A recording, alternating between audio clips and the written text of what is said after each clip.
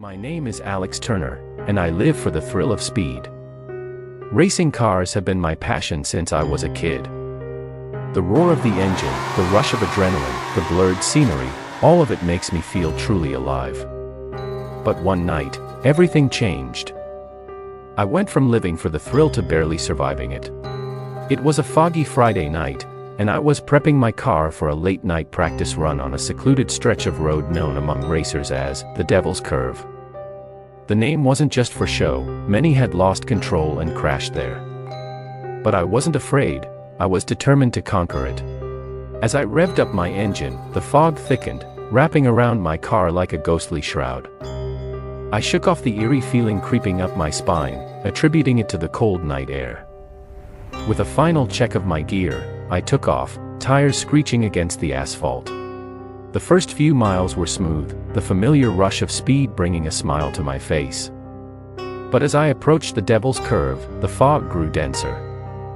My headlights barely cut through the mist, and the road ahead seemed to vanish into nothingness. Suddenly, I saw something, or someone, standing in the middle of the road. I slammed on the brakes, my car skidding to a halt inches away from the figure. It was a man, dressed in old-fashioned racing gear, his eyes glowing an unnatural red. "Who are you?" I shouted, heart pounding in my chest. The man stepped closer, his voice a chilling whisper. "I am the spirit of this curve, the one who never made it out alive." I felt a shiver run down my spine. "What do you want?" "To warn you," he replied. "Turn back now, or face the same fate as I did." Fear and determination battled within me. I couldn't let a ghost story scare me away. I was Alex Turner, and I didn't back down from anything. I nodded, more to convince myself than him, and revved my engine once more. The spirit's form dissolved into the fog as I sped forward, determined to conquer the Devil's Curve. But the road seemed to stretch endlessly, and my car began to behave strangely, almost as if it had a mind of its own. The steering wheel jerked violently, trying to pull me off the road. "Stay with me," I muttered through gritted teeth, wrestling for control. Suddenly, the spirit's voice echoed in my mind. "Remember, Alex, it's not just about speed. It's about control. Respect the road." Taking a deep breath, I slowed down, easing my grip on the wheel. The car stabilized, and the fog began to lift. As I rounded the final bend of the Devil's Curve, dawn broke, bathing the road in a soft, golden light. I pulled over, heart still racing but filled with a strange sense of peace. I had made it. Not by defying the spirit's warning, but by heeding it. The thrill of the race was still there, but now tempered with a newfound respect for the road and the unseen forces that guarded it. From that day on, every time I race, I remember the spirit's words. My name is Alex, and I have always been curious. From a young age, I poked and prodded at the world, eager to unveil its mysteries. But there is one mystery I wish I had never uncovered. It all started when I moved into my great-aunt Clara's old house. The place was a Victorian masterpiece, with creaky wooden floors and rooms filled with antiquated furniture. But the house had one peculiar feature, a door at the end of the second-floor hallway that was always locked. Aunt Clara had made it explicitly clear in her will that no one was to open that door. Of course, that made me want to open it even more. Every night, I would lie in bed, staring at the ceiling, thinking about what could be behind that door. Was it treasure? A secret room filled with forgotten heirlooms? Or maybe something more sinister? My imagination ran wild with possibilities. One evening, the curiosity became too much to bear. I decided to investigate. I grabbed a flashlight and made my way up the stairs, the wooden steps groaning under my weight. As I approached the door, I felt a chill run down my spine. The air around it was noticeably colder, and a strange, almost imperceptible whisper seemed to emanate from behind the door. I reached into my pocket and pulled out a set of skeleton keys I had found in Clara's old desk. My hands trembled as I tried each key in the lock. Finally, one of them turned, and with a click, the door creaked open. The room beyond was dark and musty. I shone my flashlight around, revealing cobwebs and dust-covered furniture. In the center of the room stood a large, ornate mirror. It seemed out of place, almost as if it didn't belong to this world. As I approached the mirror, I noticed something odd. My reflection was wrong. Instead of mimicking my movements, it stood still, staring back at me with hollow eyes. A sense of dread washed over me, and I tried to back away, but my feet wouldn't move. The reflection began to change. Its face contorted into a twisted grin, and its eyes grew darker and more malevolent. Then it spoke. "You shouldn't have opened the door, Alex." I felt a cold hand on my shoulder, and I turned to see a figure standing behind me. It was Aunt Clara, but she looked different. Her face was gaunt, her skin pale, and her eyes were the same hollow voids as my reflection. "You've let it out," she whispered, her voice echoing around the room. Suddenly, the mirror shattered, and a gust of icy wind filled the room. The darkness seemed to come alive, swirling around me, suffocating me. I tried to scream, but no sound came out. The last thing I remember is Aunt Clara's voice, cold and unforgiving. "Now, you are trapped, forever." When I woke up, I was no longer in the room. I was in the mirror, staring out at the world through a veil of glass. The house was different, abandoned, and decayed. Years had passed, and I was a prisoner in my own curiosity. To anyone who finds this journal, heed my warning. There are some doors that should never be opened, some mysteries that should remain unsolved. If you value your sanity, leave this place and never look back. As for me, I am trapped in the reflection, waiting for the next curious soul to release me. My name is Ethan Wright, and I have always been a skeptic. Ghosts, spirits, the supernatural, they were nothing more than stories to me, until the night I found myself face to face with the unexplainable.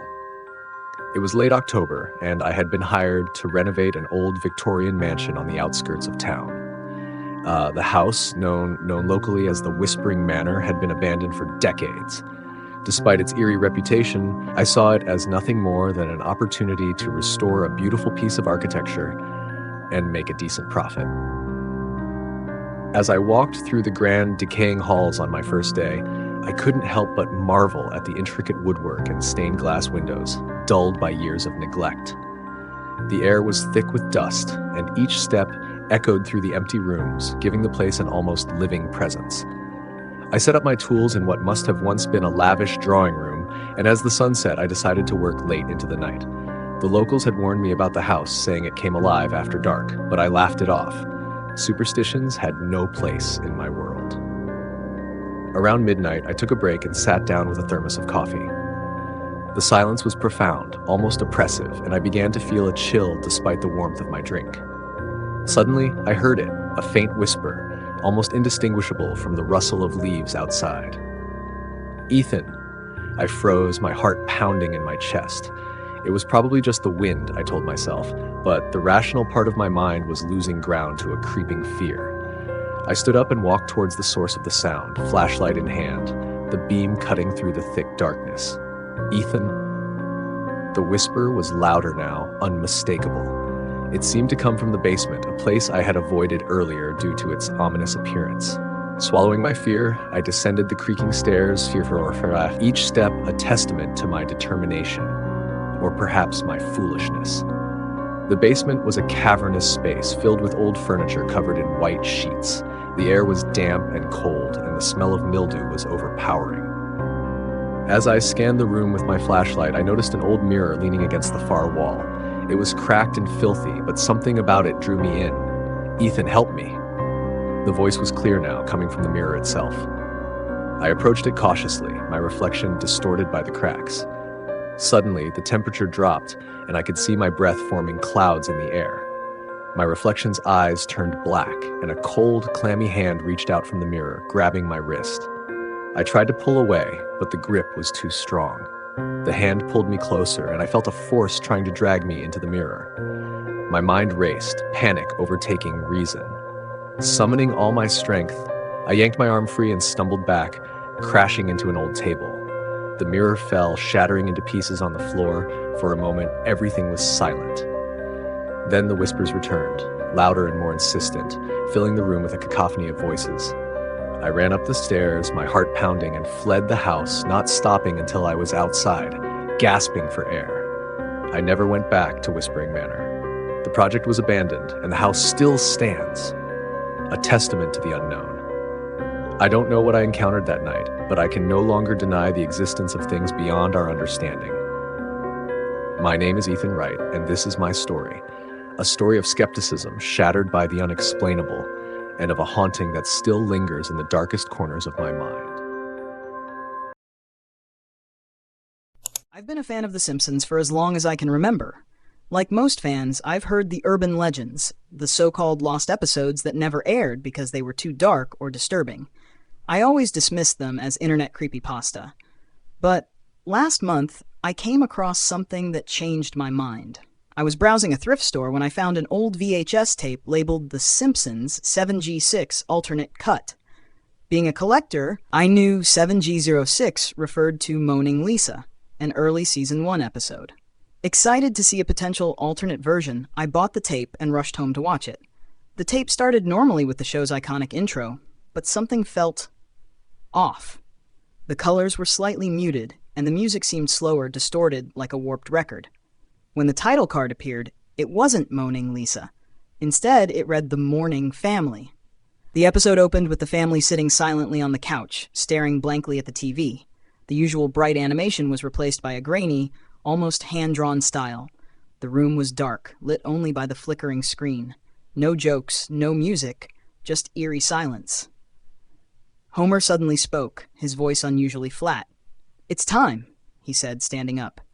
The family followed him, moving robotically, their faces devoid of emotion. They walked outside into a night drenched in red light, like the world was on fire. They reached Springfield Cemetery, where a single grave was freshly dug. The tombstone read, "Simpson." The family gathered around the hole, and one by one, they began climbing into it. First Maggie, then Lisa, then Bart. Marge hesitated, but eventually followed.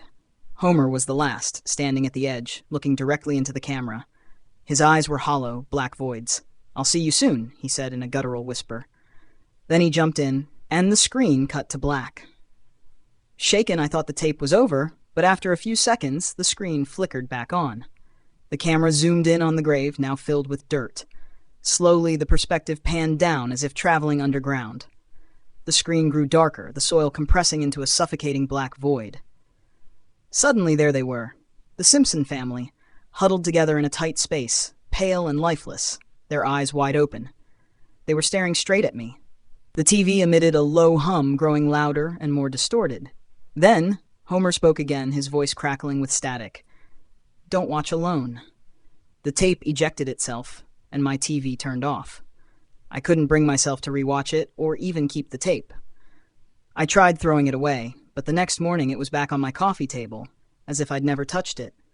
I don't watch The Simpsons anymore, and every now and then I hear Homer's voice echoing in my house, whispering, "It's time." My night watchers, my loyal followers, loved watching me dive into horror games. I thrived on the thrill, the jump scares, and their endless dares in the chat. Nothing scared me, or so I thought. That night, I decided to play Spectre's Call, a game I'd found on a sketchy forum. It was rumored to be cursed, but I figured it was just another urban legend. The night watchers went wild when I announced it. They loved a good scare as much as I did. The game loaded with a black screen and distorted whispers. Then a single line of text appeared. "Find what's hidden." Creepy, sure, but nothing I couldn't handle. I guided my pixelated character through dimly lit hallways, picking up notes about a missing family. The sound design was unnerving. Low drones, distant footsteps. My chat started buzzing. "What's that noise? Did anyone else hear that?" Then my webcam flickered. I froze. "Huh, weird," I said, laughing it off, but the chat blew up. "Emma, behind you." I rolled my eyes. Nice try, guys. I'm not falling for that. But as I glanced at my monitor, my breath caught. In the faint reflection, I saw it, a shadow, tall and still, standing behind me. I whipped around. Nothing. My room was empty, just like always. The chat was going nuts. "We swear we saw it. Check again." To prove them wrong, I switched to my room cam. The feed showed nothing unusual, just my cluttered desk, my chair, and the dim glow of my LEDs. "See? You guys are messing with me." But deep down, I couldn't shake the chill crawling up my spine. I returned to the game, only now it felt different. The hallway in the game stretched longer than before, and the whispers grew louder. Then the screen froze, pixelating into static. And that's when I saw it. Not in the game, but in my webcam feed, behind me clear as day. A figure, impossibly tall, with hollow eyes and a face stretched into a grotesque grin. I couldn't move, couldn't speak. The chat exploded. Run! Oh my God, Emma! Get out! But before I could react, the figure leaned closer to me in the webcam, its smile widening. My monitor blinked off. When it came back on, the game was gone, replaced by a single line of text. Found you. I've stopped streaming, but every night as I sit in silence, I feel it. The weight of something watching me from the dark corners of my room. And sometimes I catch glimpses of it in my reflection. I've always loved collecting art, but I'd never heard of the hollow portrait until I stumbled upon it in a dusty antique shop. The shopkeeper didn't know much, only that it had been passed down for generations and supposedly brought luck. The painting was unsettling. A young woman in a pale dress standing in a foggy forest, her eyes wide and lifelike, as if she were silently pleading for something. Intrigued by its eerie beauty, I bought it.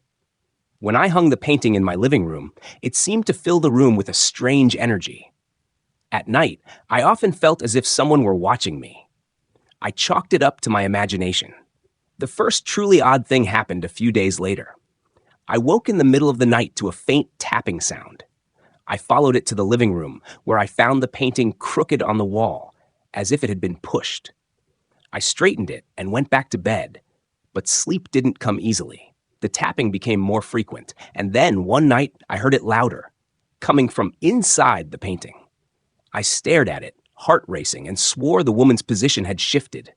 Her head was tilted slightly, and her hands were no longer at her sides. The next day, I couldn't stop looking at it. Her eyes seemed even more lifelike now, her lips slightly parted. The fog in the background appeared thicker, almost moving. I told myself it was just my mind playing tricks. That night, I dreamed of her. She stood at the edge of my bed, her eyes wide, her mouth whispering something I couldn't understand. When I woke, my bedroom door was open. The painting was waiting for me in the hallway. I didn't put it there. I didn't even remember moving it. The woman's hands were now pressed against the canvas, her face closer to the surface. The fog in the background seemed to creep out of the frame, tendrils curling into my walls. Panicked, I decided to get rid of it. I took it to the backyard and set it on fire. The flames licked the canvas, but it didn't burn. The woman's face twisted in anger, her hands clawing at the edges of the frame. I stumbled back, horrified. When I returned to the house, the painting was back on the wall, her expression calm, but her eyes darker, emptier. Now, every night I hear footsteps in my hallway. I see the fog creeping under my doors. And in the painting, the woman grows closer to the edge of the frame, as if she's trying to step out.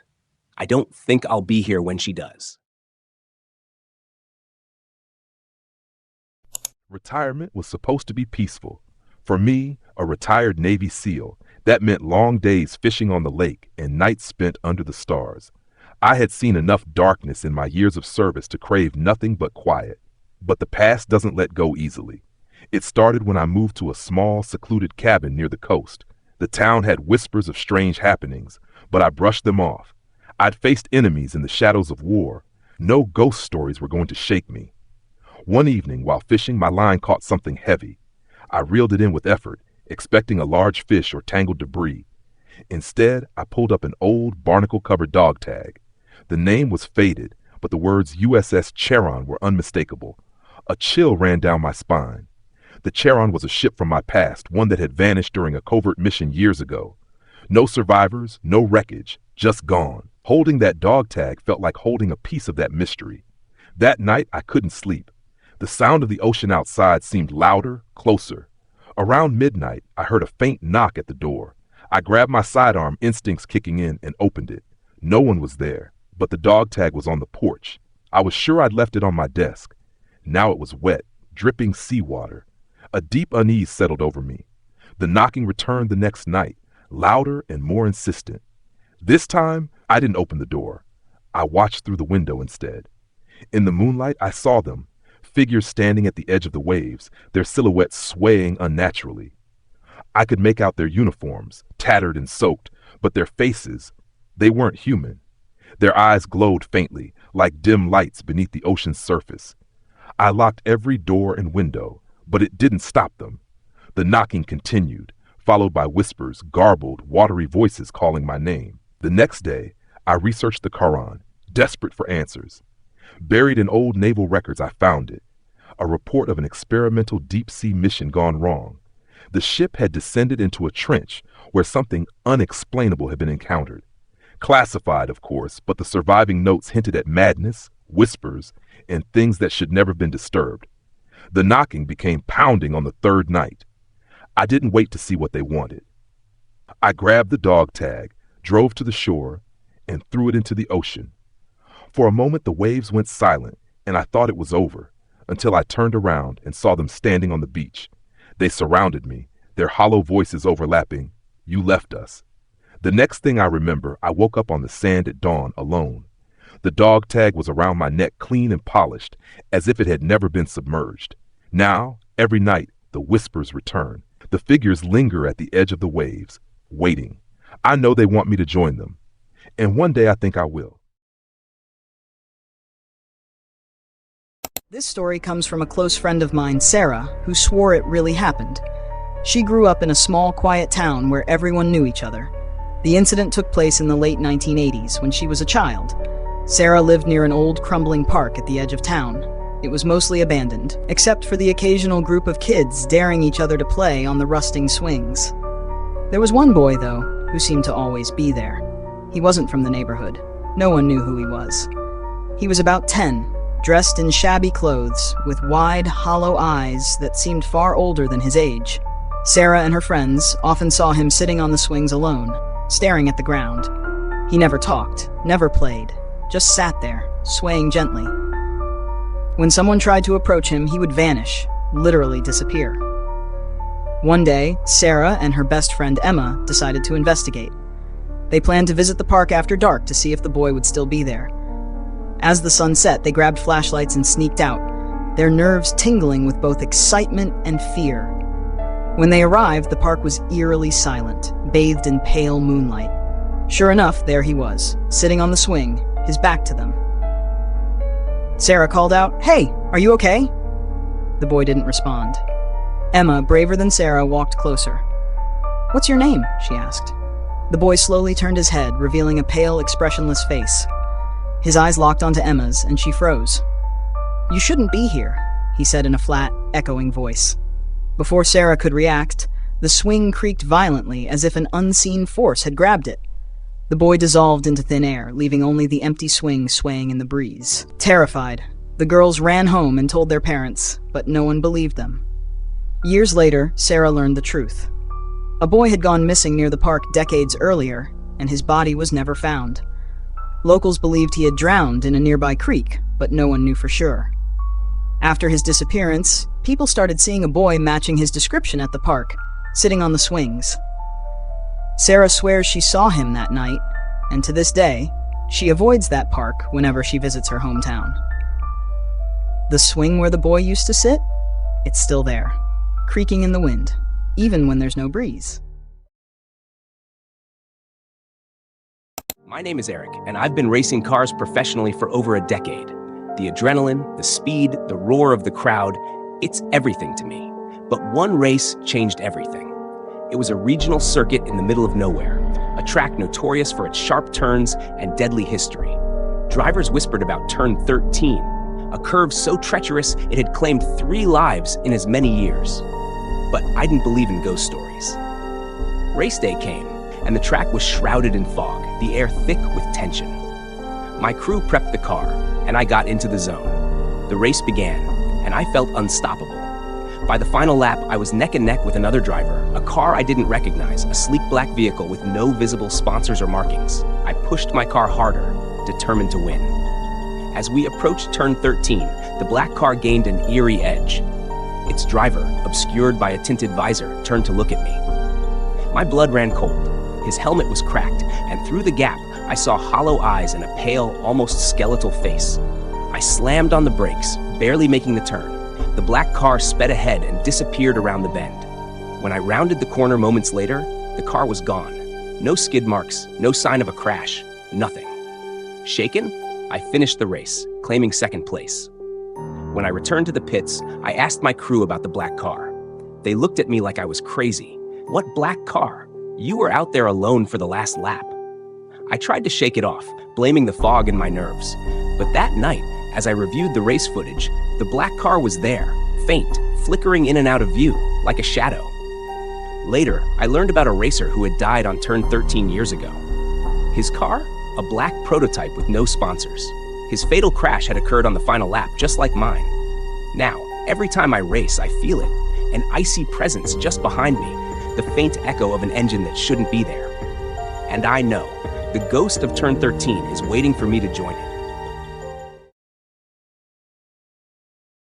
I'm a dock worker at the city's largest shipping yard. The job is straightforward: unload, catalog, repeat. But there's one night I'll never forget. It was late, the yard shrouded in a thick fog that muffled all sound. My shift supervisor handed me a manifest and told me to unload a batch of containers from the Mariner Dawn, a massive cargo ship docked just hours earlier. Among them was a container marked 42, listed as unregistered cargo. No details, no destination, just a warning: do not open. Curiosity tugged at me, but I'd seen enough weird shipments to know better than to ask questions. Still, as I approached container 42, I couldn't shake the feeling that something was wrong. The air around it felt colder, heavier, like stepping into a freezer. The container was rusted, its steel sides dented as if something had tried to escape. A faint, rhythmic banging echoed from within. I froze, heart racing. It was subtle, almost too faint to notice, but it was there. I called out, "Is someone in there?" No response, just the metallic thud of something shifting inside. Against every instinct, I grabbed my flashlight and climbed onto the platform to inspect the seals. They were intact, but scratched as if clawed by something desperate. Then I saw it, a dark, sticky substance oozing from a tiny crack near the base. It smelled like rot, sharp and putrid. I radioed my supervisor, but before he could answer, the banging grew louder, erratic, violent. Suddenly, the container began to shake. The fog around me thickened unnaturally, and I heard a sound I'll never forget. A low, guttural growl, too deep and distorted to be human. Panicked, I stumbled back as the container's doors buckled outward, straining against the locks. Something was inside, something massive, and it was trying to get out. The fog swirled as my supervisor arrived with security. "Step away from it," he barked. But before anyone could act, the container fell silent. We stared at it for what felt like an eternity. Finally, my supervisor ordered the locks reinforced and the container moved to a secure area. Whatever was inside, he didn't want it getting out. The next morning, container 42 was gone. No record of its removal, no explanation. When I asked my supervisor, he just muttered, "Forget about it." I tried to forget, but I can't. Sometimes, late at night, I hear that same growl echoing in my dreams, followed by the unmistakable sound of metal buckling under pressure. Whatever was in container 42, it's still out there.